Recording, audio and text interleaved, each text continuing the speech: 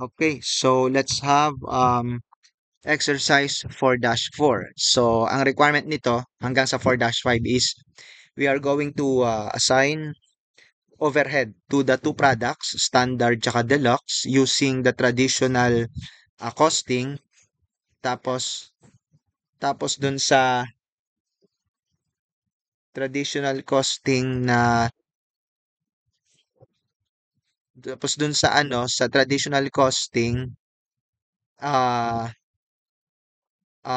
we're gonna use direct labor hours, no, as as what do you call this, allocation base, no.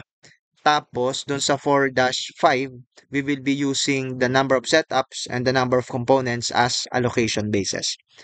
So let's start sa traditional costing using direct labor hours. Yun yung exercise 4-4. So to allocate the overhead, mag-compute muna tayo ng overhead allocation base. Teka, let's zoom in a little, ha.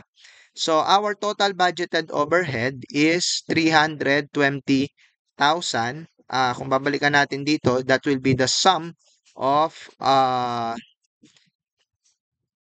sum nitong 80 at saka 240. Ito, 80 and 240. No? So yung sum ng dalawang yan, that will be your total overhead. So yun yung 320.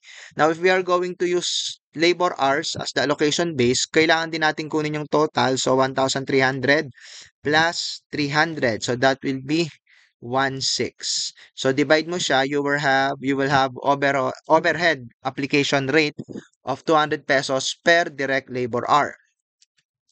So from there, pwede na tayo mag-allocate ng uh, overhead dun sa ating standard at deluxe. So we have two columns here, standard and deluxe. As given in the problem, ang kanilang number of direct labor hours ay 1,300 tsaka 300. So you simply multiply that to 200, yung ating overhead application rate computed above. So you will be able to assign 260,000 of overhead to standard and 60,000 to deluxe.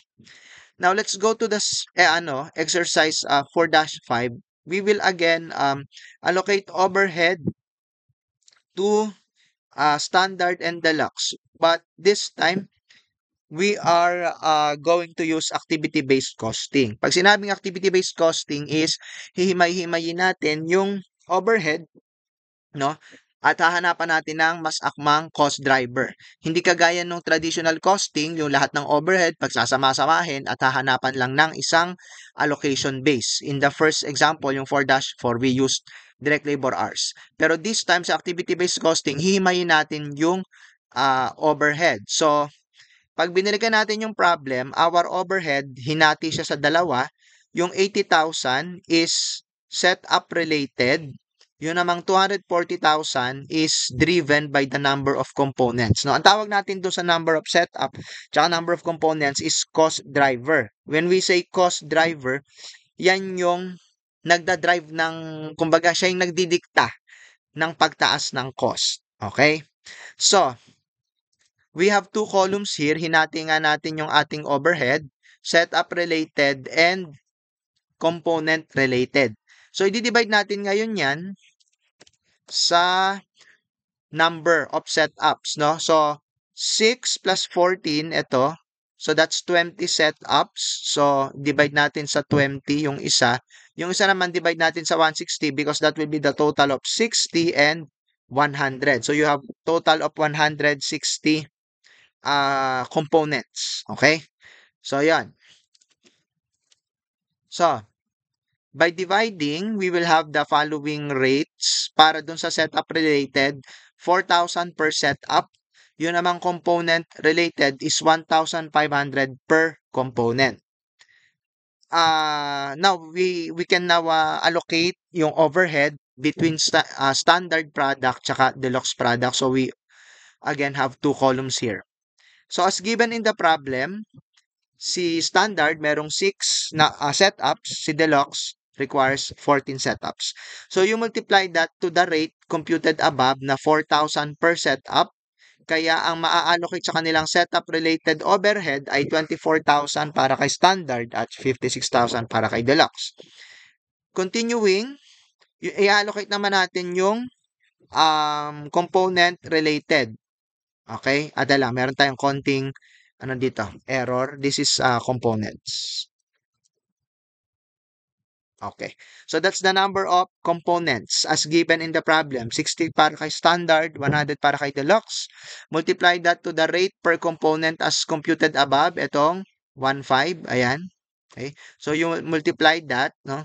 So ang mapupunta kay standard is 90,000 at ang kay deluxe is 150,000.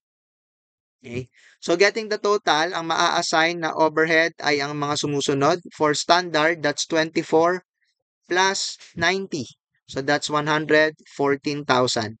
Kay deluxe, 56 plus 150. So that is 206,000. Now, balikan natin yung ano natin kanina, traditional costing. And let's compare the overhead allocated. Okay? Wait lang. Alisin ko lang yung mga highlights ko. Okay. Kita natin, no, magkaiba as in napakalayo nung overhead assigned using traditional costing at activity-based costing. Yung traditional natin yung nasa kaliwa. Kaya standard, pag compare natin yung dalawang amounts niya,